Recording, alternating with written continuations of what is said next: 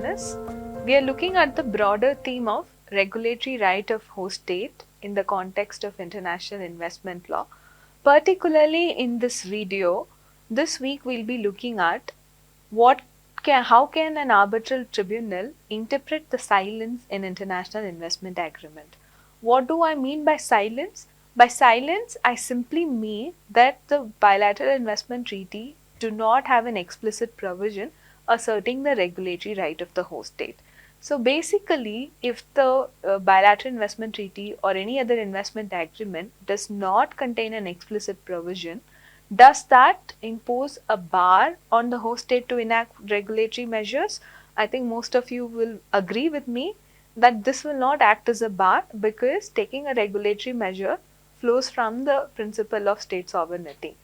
Okay, so if it doesn't act as a bar, does that mean an investor can easily challenge a regulatory measure before an investment arbitration?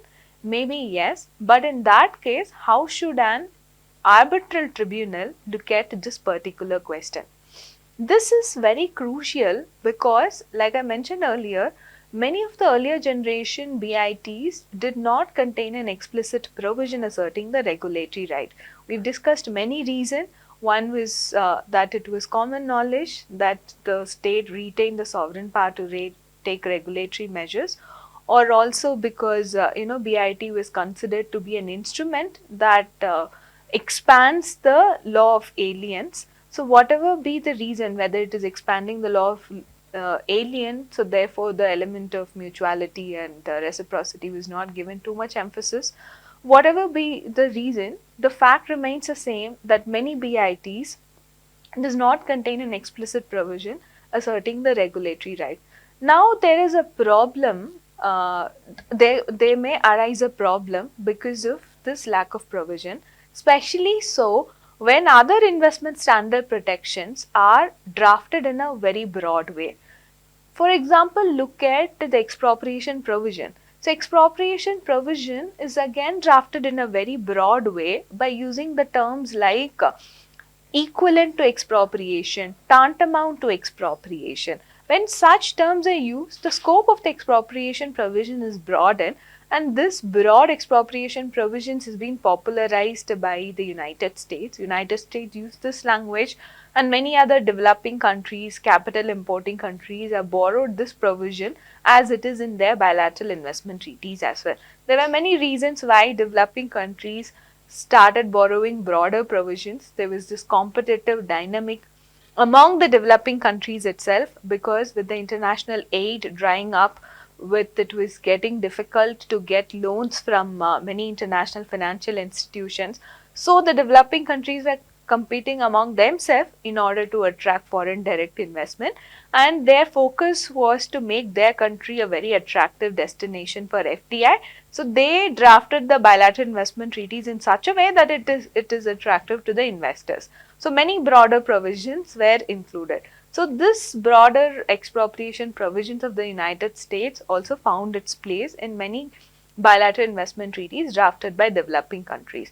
When there is a broader scope for expropriation or broader provision for expropriation, combined with the fact that there is no other provision asserting the regulatory right, then many regulatory measures could easily be challenged as indirect expropriation. In this context, I want to highlight two such cases. One is TechMed case, TechMed versus Mexico. In this case, TechMed versus Mexico, the instrument that was involved was Spain-Mexico bilateral investment treaty. So there was a Spanish investor who had made investment in Mexico, and Spain-Mexico BIT did not have an explicit provision asserting the regulatory right of the host state. Now what happened was, when the regulatory measure was challenged as expropriation, the tribunal was the one that actually pointed out to the fact that an explicit provision was absent in the BIT. The tribunal drew the attention to the fact that explicit provision asserting the regulatory right was missing.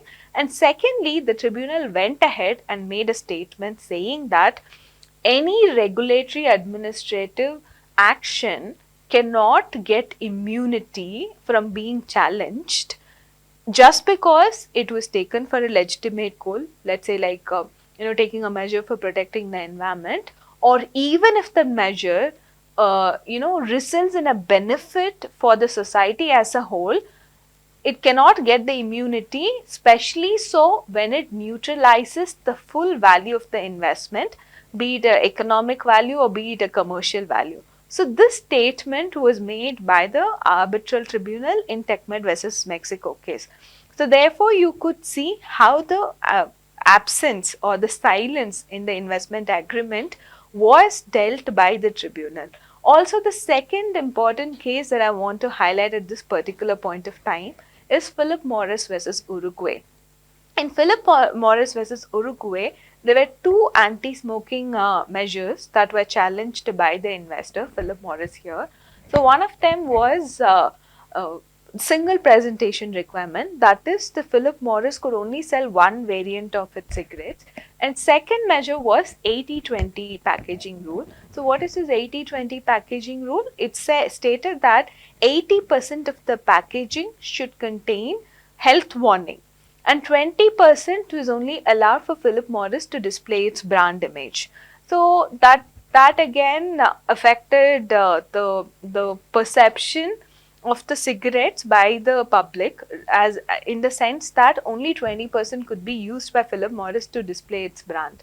So when Philip Morris challenged this particular measure these measures in an investment arbitration, so the highlight was drawn to the fact, or it was highlighted in the proceedings, that Switzerland Uruguay BIT, which is the applicable instrument here in this particular case, did not contain a separate carve out asserting the regulatory right of host state. And it was pointed out in this proceeding in Philip Morris versus Uruguay that other treaties signed by Uruguay, for instance Uruguay United States Treaty, they all contained a separate carve out asserting the regulatory right of the host state. But Philip Morris highlighted that Switzerland Uruguay BIT did not contain this separate carve out. So essentially the Philip Morris Tribunal had to interpret the silence in this particular investment agreements. How did it decide?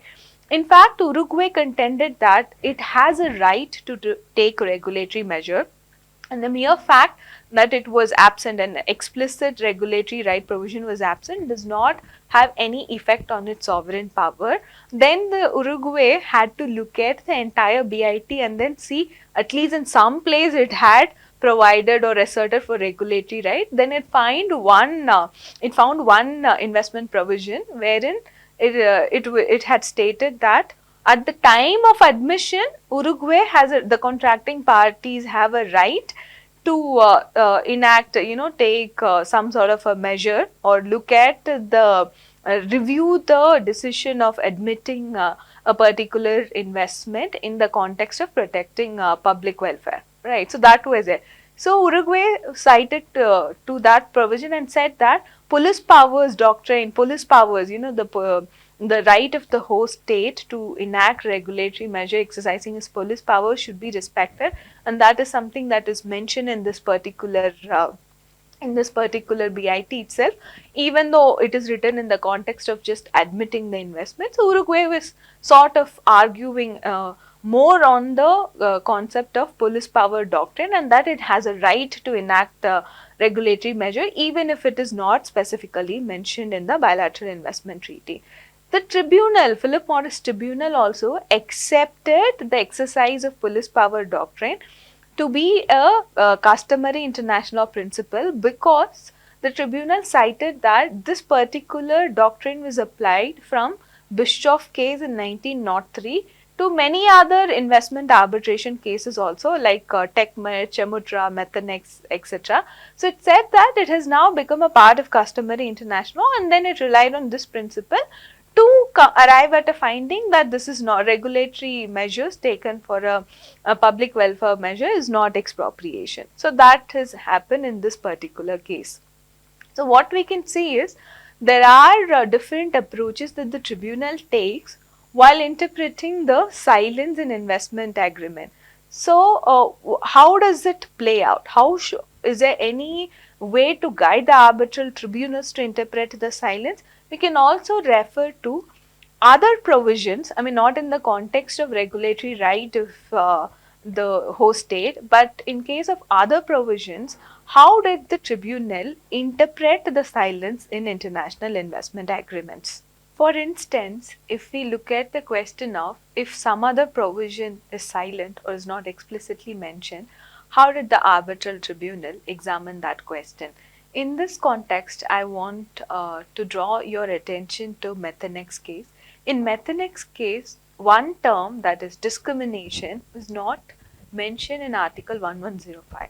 Methanex, the investor, was arguing by saying that there was a discrimination between methanol producers versus ethanol producers, and therefore discrimination should be read in the context of Article 1105. But if you look at the bare provision of Article 1105, it was not explicitly mentioned in the first paragraph, but it is only mentioned in the second paragraph, but in the context of armed conflict or civil disorder, right? So in that case, discrimination is something should the methanol tribunal read in even when it is explicitly not mentioned. The tribunal had a very interesting approach to it. It said that this was how the instrument was drafted or the provision was drafted, and it is not the task of the tribunal to do the complete or making complete the law, and it is not for the tribunal to presume that the term is already present when it is not explicitly mentioned in Article 1105 paragraph 1. So what we can take from this particular case is that the tribunal was reluctant to read in a term when it was explicitly not provided in the provision. Also, if we look at one more example in Tokyo's Toklas versus Ukraine case, where Ukraine was arguing that please lift the corporate veil and you will find that the investor is the company is actually held by the majority shareholders of that company was Ukrainian nationals. Almost more than 99% of the shareholders were Ukrainian nationals. So Ukraine was arguing that the benefit of the BIT should not be extended to Ukrainian nationals who are claiming through the company. So in that case, what the tribunal stated was, the tribunal held that in the absence of an explicit denial of benefit clause, it did not want to read in something that is not explicitly provided by the BIT. So generally what we see is, in the context of other provisions, that the tribunal is reluctant to interpret the silence in a way to mean that something is present. But this can clearly be distinguished in the case of a regulatory right, because the regulatory right of the host state actually flows from international legal principle. So therefore, even in the absence of explicit provision in the bilateral investment treaty asserting the regulatory right, this is something the arbitral tribunal can read in. So I would conclude by saying that it is desirable to include a provision in the treaty asserting the regulatory right, and anyway the Balance Treaty seems to do that, and which is a welcoming step. But even if it is not explicitly mentioned, that should not bar an arbitral tribunal, because they can clearly derive the regulatory right from any other international instruments or the international legal principle, be it the principle of state sovereignty. So in that case, the arbitral tribunal has a leeway to interpret. But to what extent will the arbitral tribunal include or consider this regulatory right of the host state? That remains to be seen, given the incoherency that is very prevalent in the various decisions of arbitral tribunals in ISTS. This is a contested issue. So in order to ensure that the arbitral tribunal gives weightage to the regulatory right of the host state, it is definitely desirable to include an explicit provision in the international investment agreement itself. One other reason why it is desirable to include an explicit provision asserting the regulatory right is because what is considered to be a legitimate public objective may differ, and this is where the arbitral tribunals will get a broader discretion to decide that question. The example that we have seen in the previous video with regard to what the drafters consider to be legitimate public objective, we've seen the difference. In Turkey's BIT, it was limited to the plant life, human and animal life for health and environment, or as well as the conservation of exhaustible natural resources, both living and non-living. But if we compare it with CETA, the agreement between EU and Canada, that had a broader objective including cultural diversity as well. So therefore, what has to be considered as a legitimate public objective may differ in the context of country to country. It becomes desirable to spell out these legitimate objectives in the BIT itself. Otherwise, the tribunal, when they read in the regulatory right from the international legal principle, then they may also get a discretion to decide what is a legitimate public objective.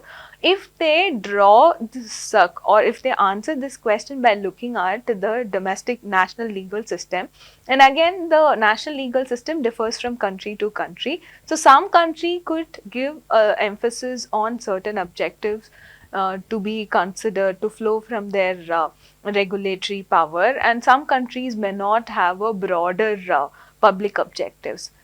It is precisely for this reason it is better to spell it out in the context of bilateral investment treaty itself.